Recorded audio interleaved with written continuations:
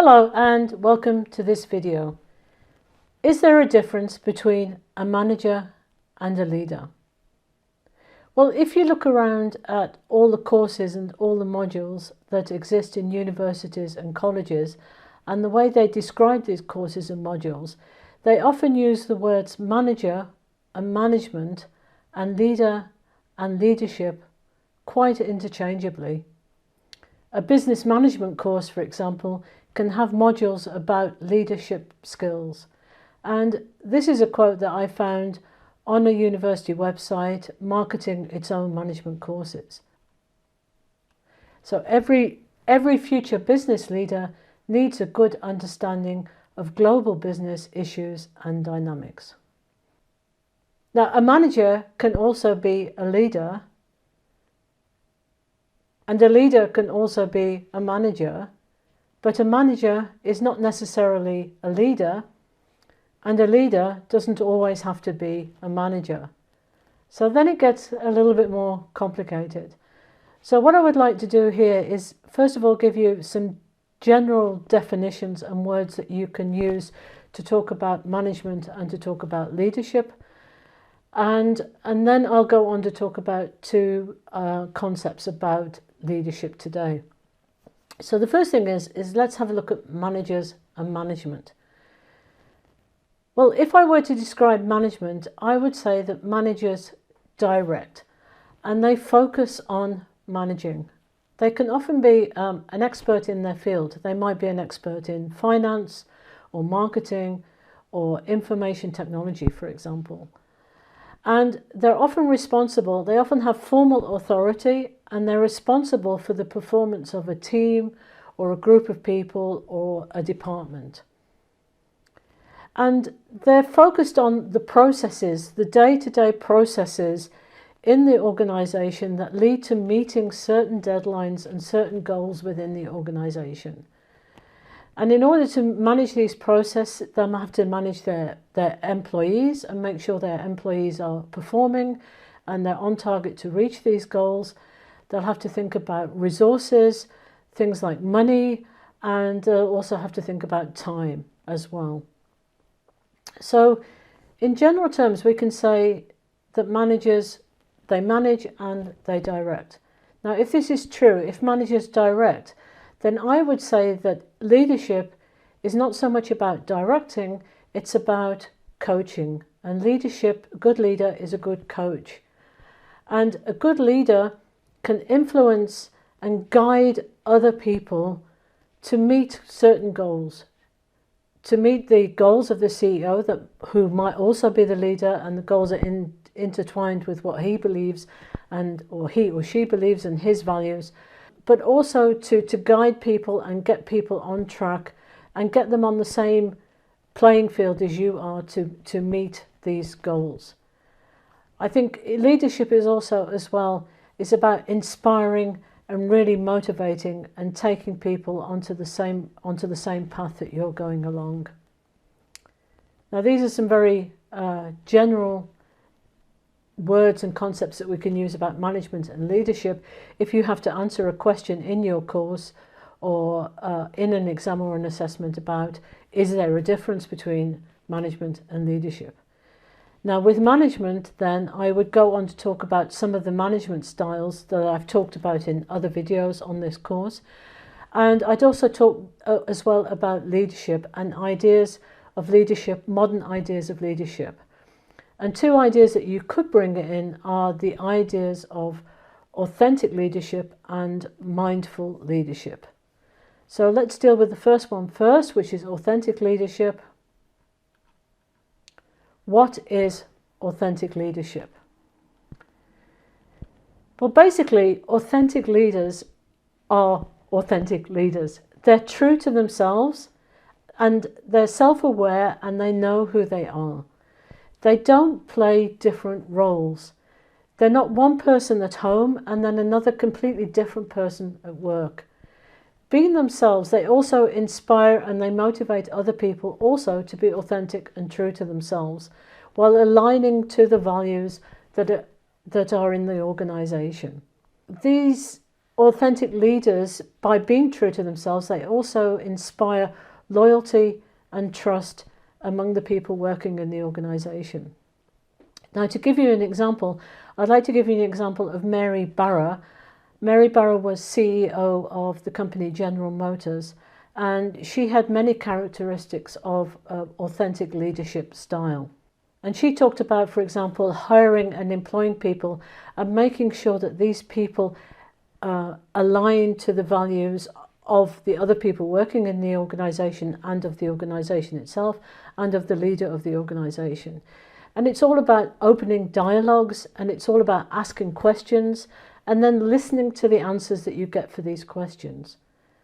And two questions that she advocated asking, for example, were, well, what's important to you? What values are important to you?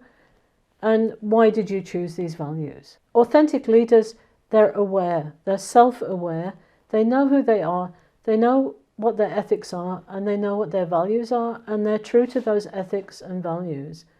And when they're the CEO of the company, or it's their own company, then they inspire other people to align with those values and follow those values in the company. And the authentic leader will make decisions and set objectives depending on those ethics and values.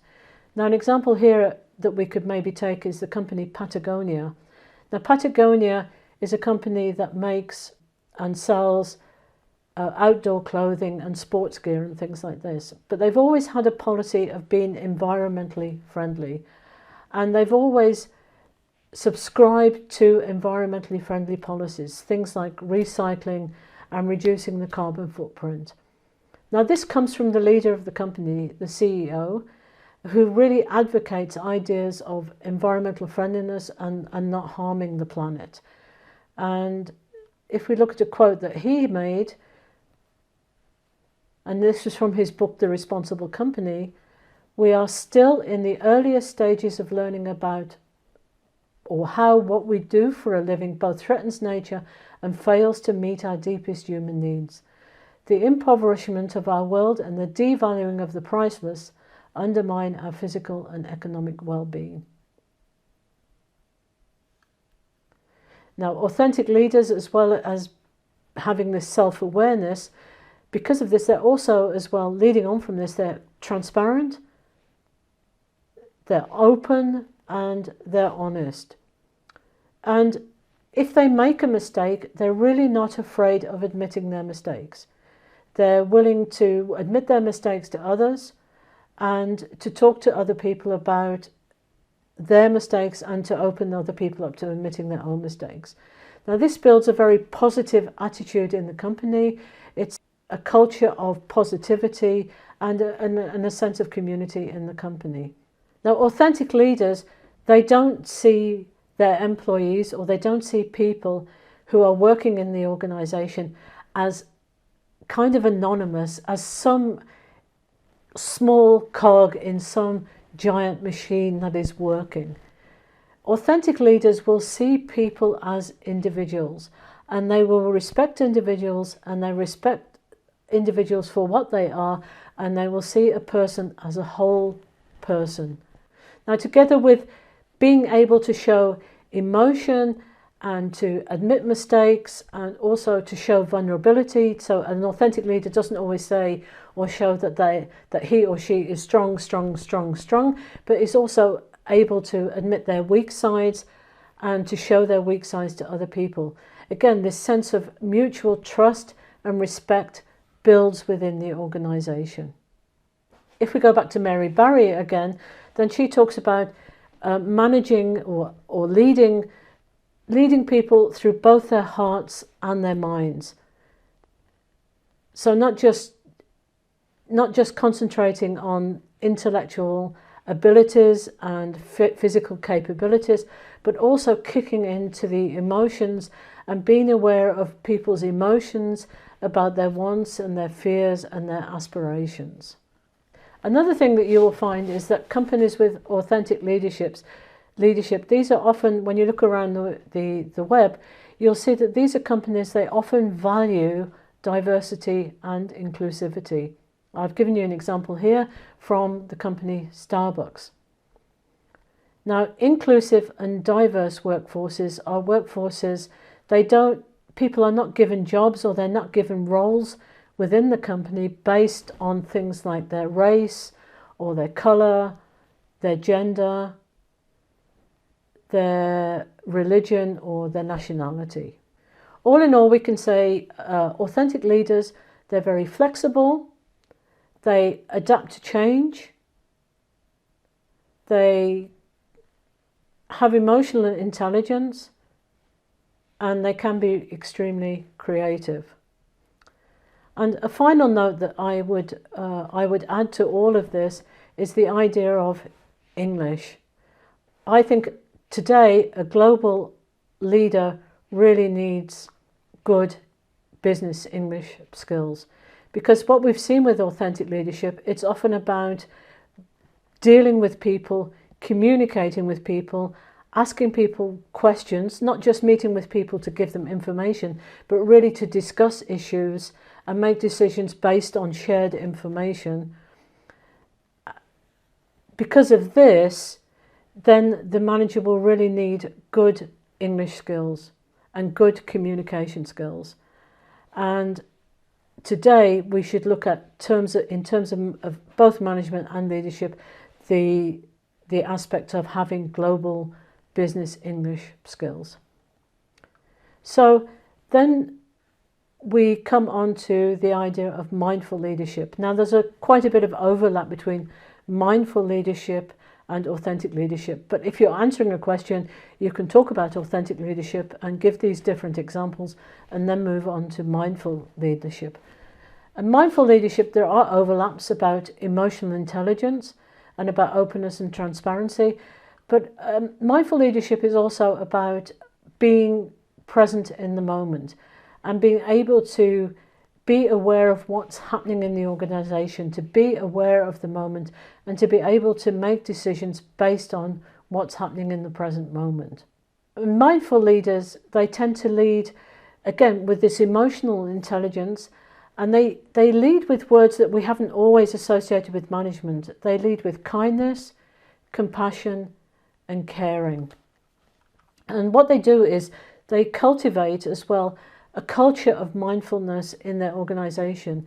Organisations, if you look around again at the web and you look at what's offered in the company, companies who use aspects of mindful leadership in their organisations, they'll offer mindfulness training, and there are some organisations, they offer environments where they encourage mindfulness to happen within the organisation.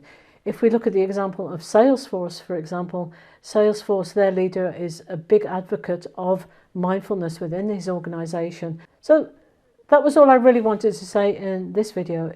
The question is there a difference between a manager and a leader? In some aspects you can argue, yes, there is an overlap, and many people do use the two terms interchangeably. However, I think you can argue that they are two different things, and people can be a manager and a leader at the same time. And if you want to talk about management and you want to talk about management styles, you can use some of the concepts I've used in other videos. And then if you want to then go on to talk about leadership, then you can talk about leadership and then talk about some of these modern ideas about leadership, things like authentic leadership and mindful leadership. So I'd like to thank you very much for listening to this video, and I'll see you in the next one. Bye.